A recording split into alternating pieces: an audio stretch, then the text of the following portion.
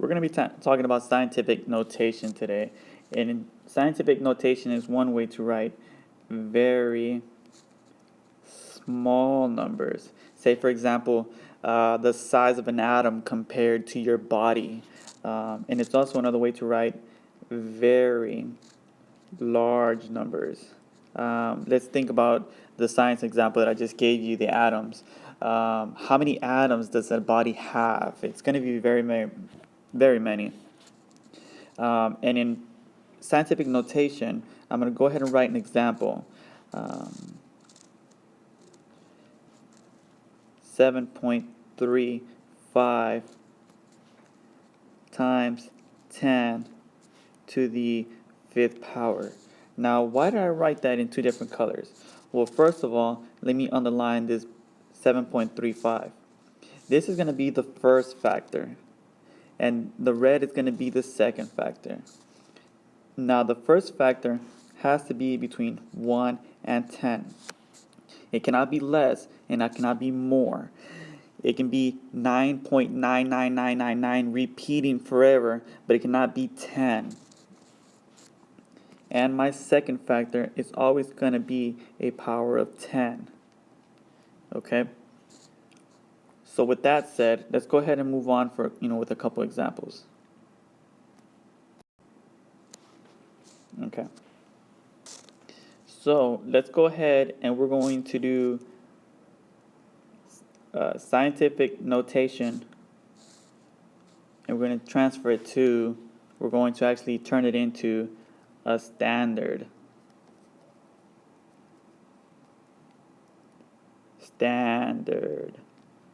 notation. Okay, and here's an example. Let's get an example of 2.49 times 10 to the 3rd power. Seems simple. Okay, so let's break this down. My first factor is gonna be this, and my second factor is this. Now, is 2.49 between 1 and 10?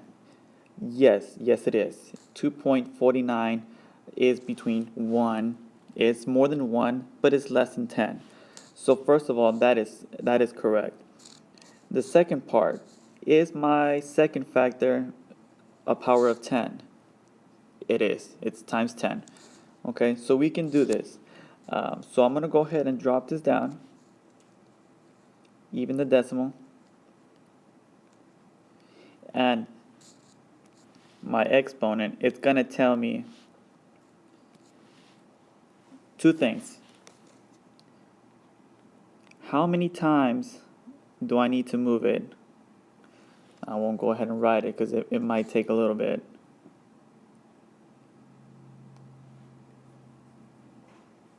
How many times I need to move it, and how many places I need to move it. Now, there's a rule of thumb. If the zeros are before your number, it's always, your exponent's going to be a negative.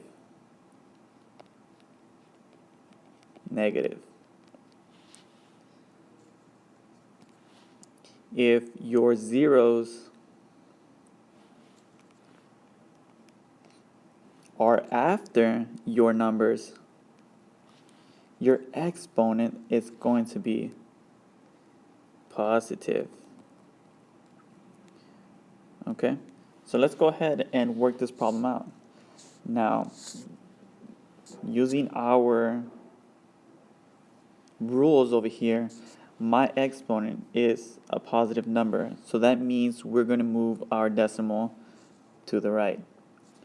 We're going to move it to the right 3 times. So this is 1, this is 2. Oh, we ran out of zeros or numbers, so we need to create a little hump and put a decimal there.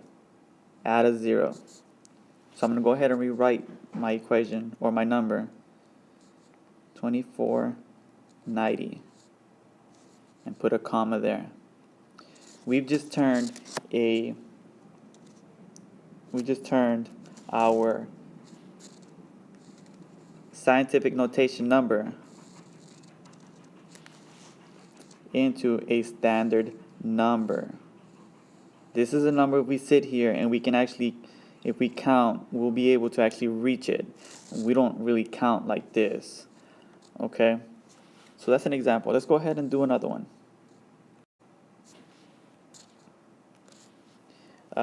Let's go ahead and try something like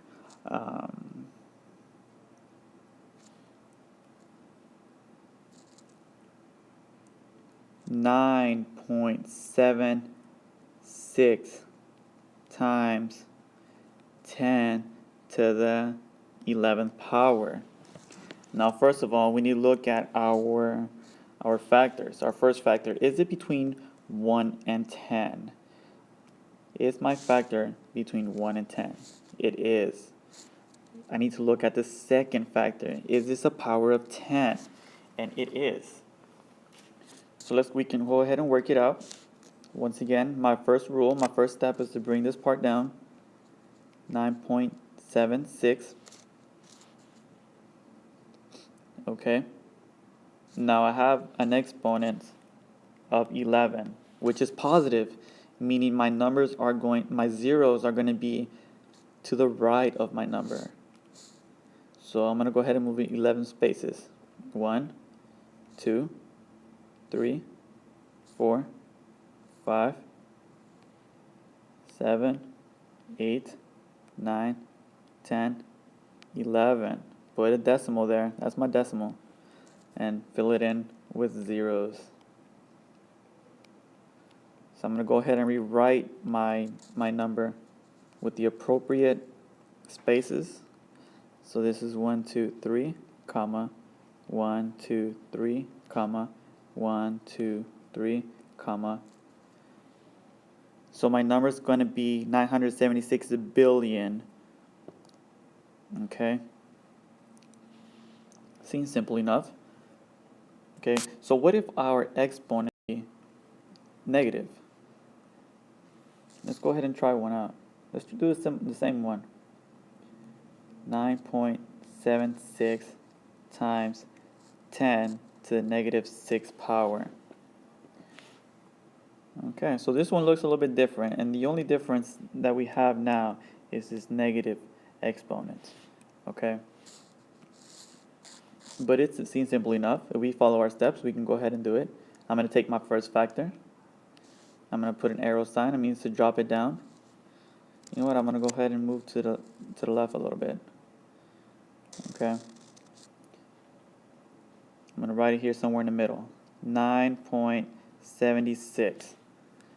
Okay. So my exponent, like I said, is negative. So if I go back to the beginning of the video, it says that if my exponent is negative, my zeros are going to be to the left of my numbers.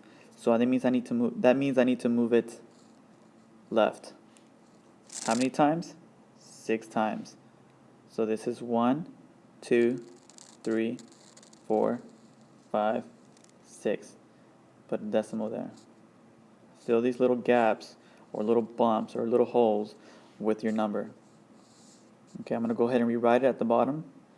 So this is 0.0000976. Okay, and this is our answer right here. So I'm going to put a square around it. Okay, seems simple enough. So now going from standard to scientific notation.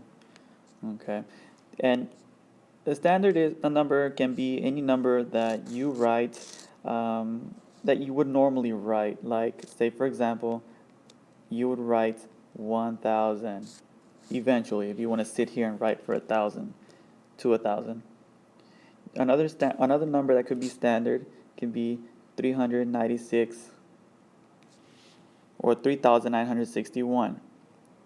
Okay, so let's go ahead and start. Let's go ahead and get our examples.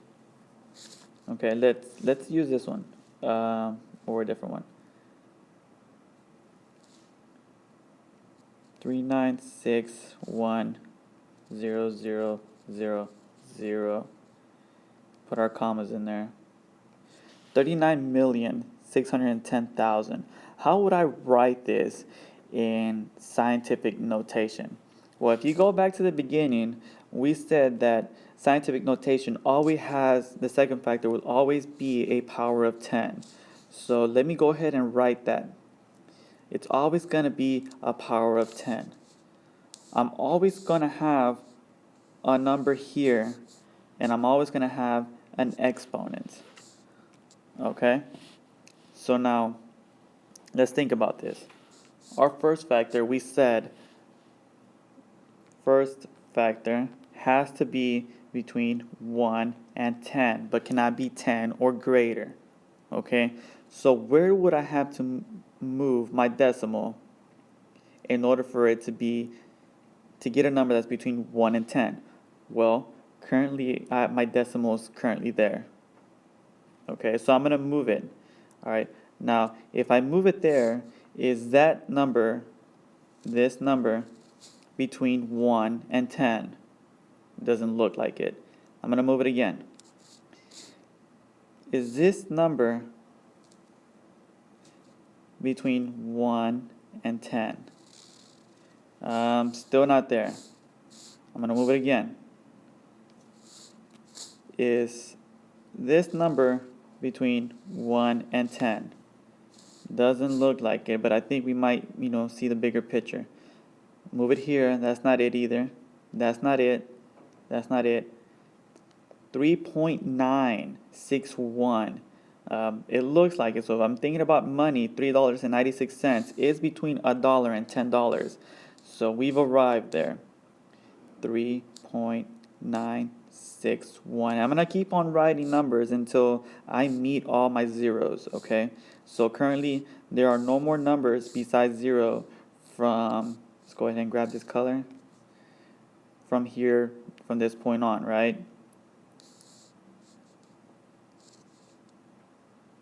And let me go back to my original color.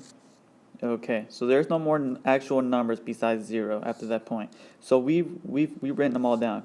Okay, now I need to find out what my exponent is.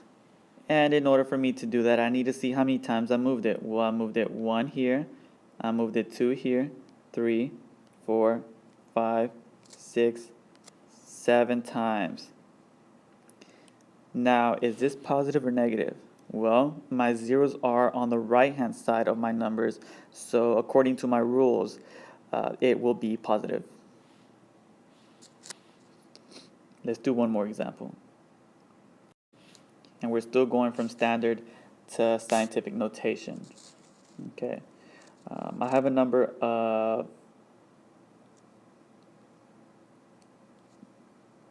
0.00000000976.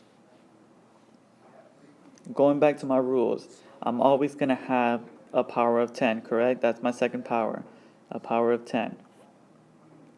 I'm going to have a number here, and I'm going to have an exponent there. Okay, now we need to figure out where I would have to move my decimal in order for it to be between 1 and 10. If I move it here, is this between 1 and 10?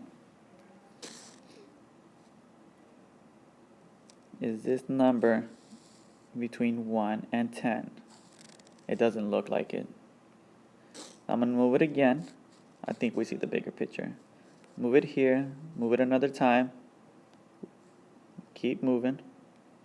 Okay, now I have arrived here. Is 9.76 between 1 and 10? And we can all agree it's yes. 9.76. Now we still need an exponent. How many times did we move it? We moved it 1, 2, 3, 4, 5, 6, 7, 8 times. Now, let's look at my numbers. Let's see if this is a positive or negative exponent. And I'm looking right now, and all my zeros are to the left of my number. So that means it's going to be negative. And there you have it. If you need any more examples, go ahead and let me know, and I will forward you any more examples. Thank you very much.